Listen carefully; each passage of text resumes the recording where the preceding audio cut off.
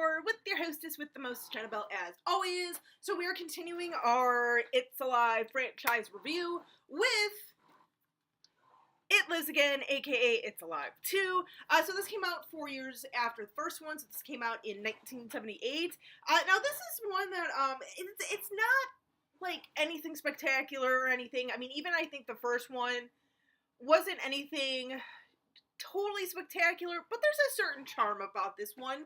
Sequel-wise, I kind of like how they carried the story on to, sort of looking at other families, specifically, the main family that's in this one, the main, husband and wife in this one, who are about to have a baby. Very similar circumstances to the first couple in the first movie, where a baby's a little bit larger and stuff. And there's been a few more babies since the first one born that was this, like, murderous little defective baby. And we also kind of do learn, the fate of the Seattle baby, that we learned about at the very end of the first one. We find out that that one was actually killed upon delivery, so that one just, like, was alive for, like, 5 seconds, and it was killed, basically.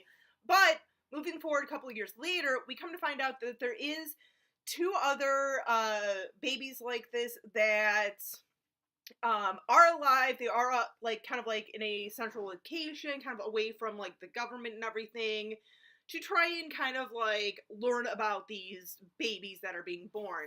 I mean, we do have a returning character from the first one, Frank Davis, who is the, who played the husband slash father in the first one. He now is kind of like an activist, sort of, who is going around trying to, you know, make sense of everything. Like, you kind of sense, like, at least with me, you still feel like he's a little, like, indifferent about these babies, but he's kind of, like, trying to do a greater good with these babies and trying to see what's going on with them, seeing, like, you know, seeing if they can do some studies on them and see how these babies actually develop.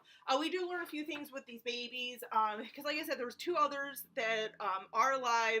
We've come to find out that there is a baby boy and a baby girl. The third one that this new couple that the movie kind of centers around has a baby. It's another little boy.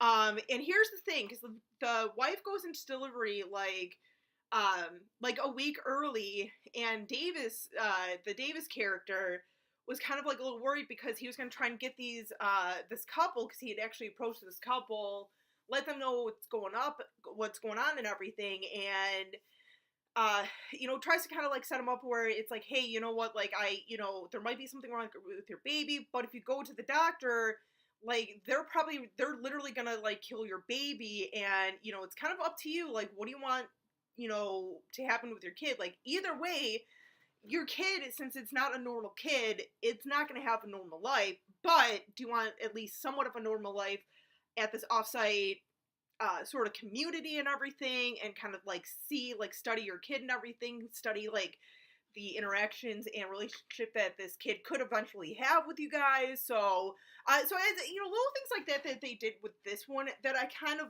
liked. It wasn't necessarily like, okay, sequel time, let's pretty much rehash the first story and do the same exact thing. I feel like they did attempt to kind of, like, create a little bit more of a story for this one, which I liked. Did a little something different.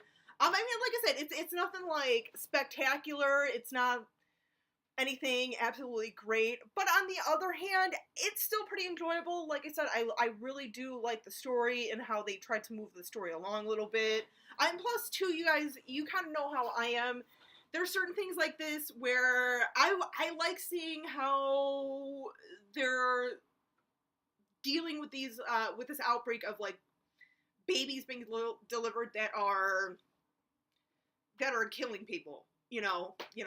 But yeah, some of the stuff that, like, we kind of learn, these, like, newborn babies, I think the ones that we have, with the exception of the one that is being delivered, I think the other 2 are at least a few weeks to maybe, like, a couple of months old.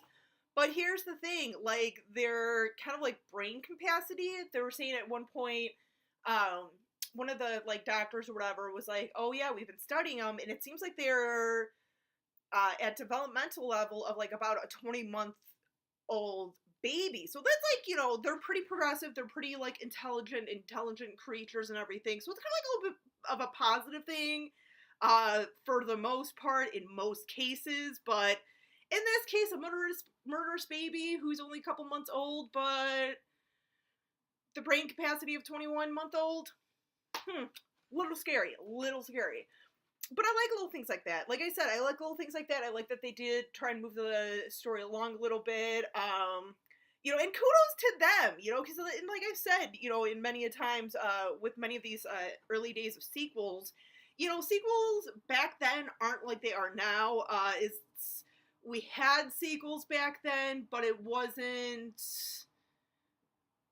as abundant as it is today. Like, like Halloween, Friday 13th and stuff, and later on with Nightmare on Elm Street, they literally made a lot of their money with like different sequels, because it was like boom, boom, boom, boom. That's when it really changed the game.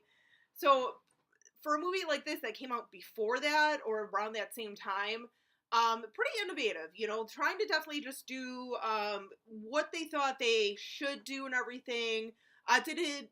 Was it executed correctly or to the best?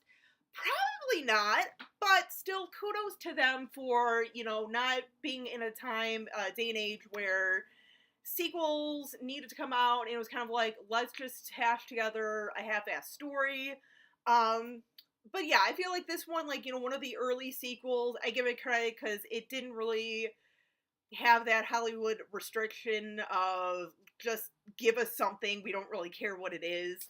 And another little fun fact about this movie, because I know some people, some of the gripes about this one is, like, the first half kind of started out strong, second half kind of was, like, weak. Yeah, I kind of see that. I mean, the whole movie overall, I'll say as much as I did kind of like this, it is kind of a weak movie. I mean, there's only so much you can do, but, with it only being done in, like, 18 days, I think you do feel some of that rushness and stuff, but they still did a decent job of making the sequel. Like I said, I mean, it's nothing great, it's nothing spectacular, but it certainly isn't anything absolutely horrible. Then again, you guys kind of know how I am. I'm pretty, lenient on quite a few horror movies. It takes a lot for me to really, really absolutely hate a movie. Plus, I've seen a lot of movies where it's like, wasn't the best, but you know what? Certainly wasn't the worst. No, but this one's just kind of like a fun little one for a follow-up sequel. Yeah, it's pretty decent. I mean, I haven't seen the third one yet, and this was actually, because I was watching this yesterday, after I did most of my other videos for this week, and you know what? It was okay. Like, this was like the first time I ever actually had seen the second one, so... but yeah, it wasn't bad. It wasn't bad. Then again, I wasn't expecting a whole lot, but yeah. I mean, honestly, I would probably say I could see myself watching the first one and then automatically watching this one right afterwards, just because it's a decent little story. It is. But yeah, let me know what you guys think of this one, if you liked it, if you didn't like it.